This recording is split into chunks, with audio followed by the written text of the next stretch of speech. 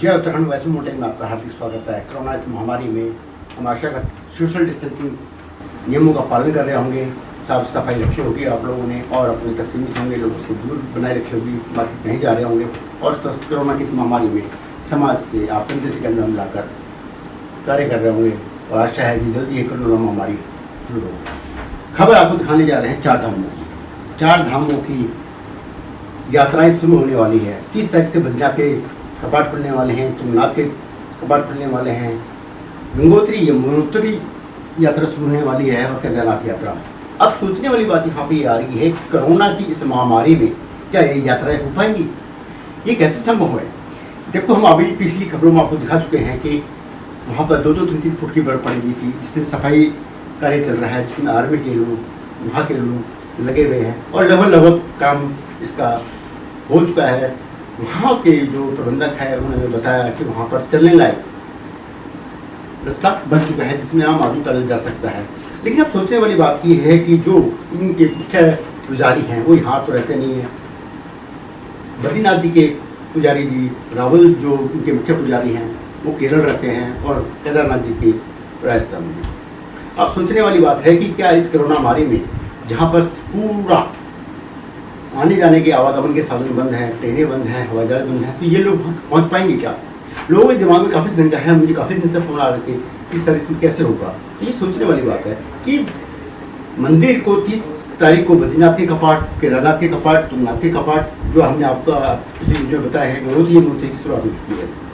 इसके लिए हमने जब बातें की वहाँ के प्रबंधक से तो वह पूरा नहीं बता पाया। केंद्र सरकार से यह परमिशन ली जा रही थी कि यहाँ पर उनको हवाई जहाज से या रोड के रास्ते को यहाँ आने की अनुमति दी जाए और ये केंद्र सरकार के मामले में है कि वो किस तरह से इसमें संज्ञान लेती है। सबसे बड़ी चीज़ है कि इसमें सतपाल जी ने भी कहा है कि जो 3 जिले हैं उत्तरकाशी, चमोली और रुद्रप्रयाग, यहाँ पे कोरोना का कोई मामला नहीं है, तो लिहाजा यहाँ पर इस चीज़ की अनुमति दी जाए। लेकिन ये ठीक है कि पुजारी को अनुमति दी जाती है, वहाँ के प्रबंधक वहाँ पहुँच सकता है, लेकिन आम जनता जो 4 धामों की यात्राएं करती थी वो कैसे कर पाएगी? अब इसमें यह है कि चलिए ये पूजा अर्चना भी हो सकती है कि पूजा अर्चना वहाँ के प्रमुख जो पुजारी होंगे उनके बिना कैसे हो सकता है। कहा जाता है कि रावल वहाँ के पंडित हैं, जो मुख्य पुजारी हैं, उनके आने के बिना ये काम नहीं हो सकता है। दूसरी चीज़ ये भी है कि शाही परिवार, देखिए वहाँ पे ये भी एक पुराना इतिहास चल रहा है कि शाही परिवार के बिना भी वहाँ पर कपाट नहीं खोले जाते या पूजा अर्चना जो सबसे पहले शाही परिवार करता है।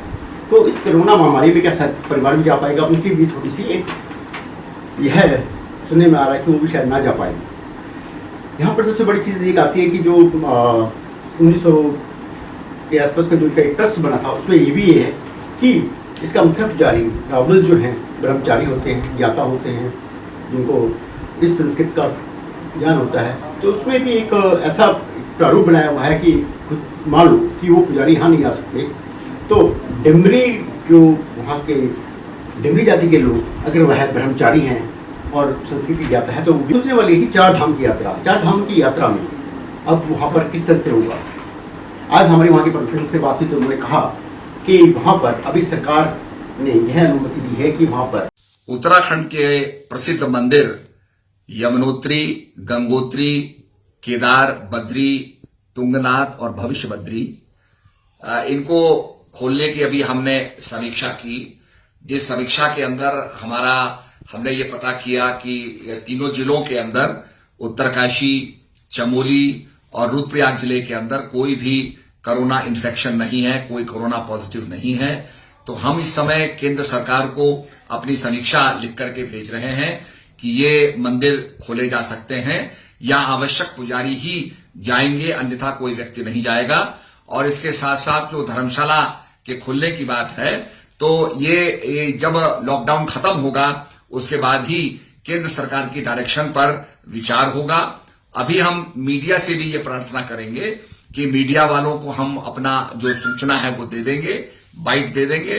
अतः इस समय हमने चारों मंदिरों की खोलने की समीक्षा करके हम केंद्र सरकार को भेज रहे हैं। केंद्र सरकार का जो निर्णय होगा वो सर्वोपरि निर्णय होगा।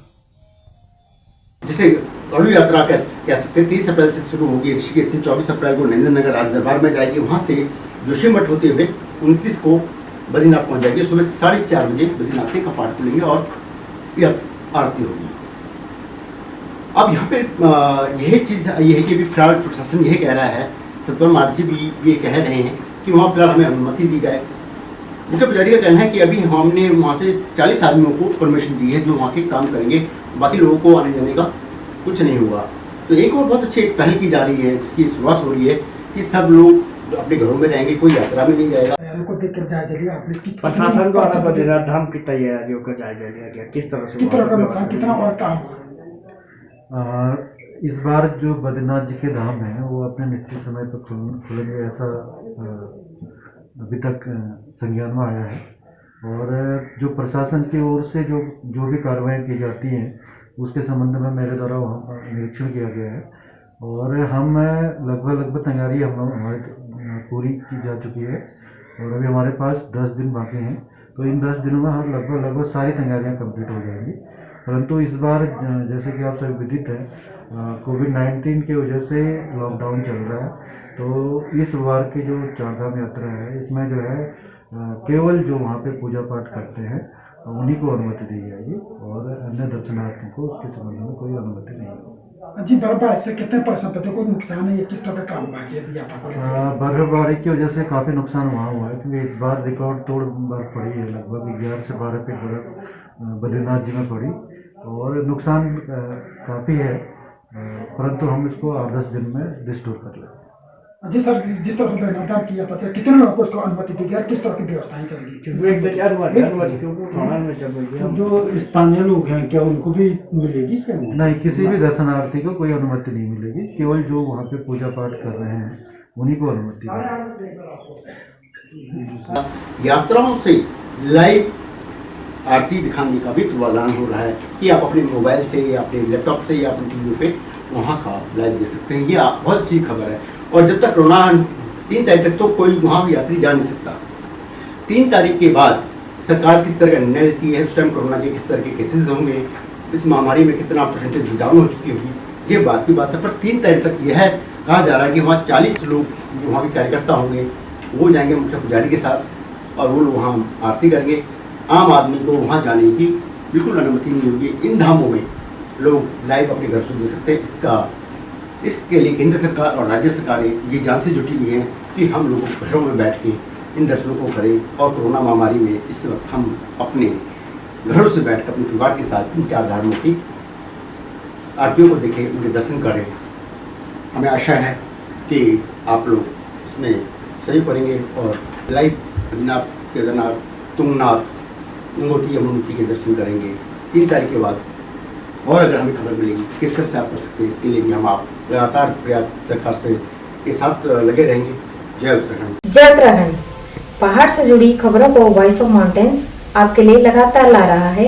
यदि आपने हमारा चैनल अभी तक सब्सक्राइब नहीं किया तो प्लीज सब्सक्राइब कीजिए, घंटी बजाइए, शेयर कीजिए, कमेंट्स कीजिए और लाइक जरूर कीजिए। देखते रहिए वॉइस ऑफ माउंटेन्स।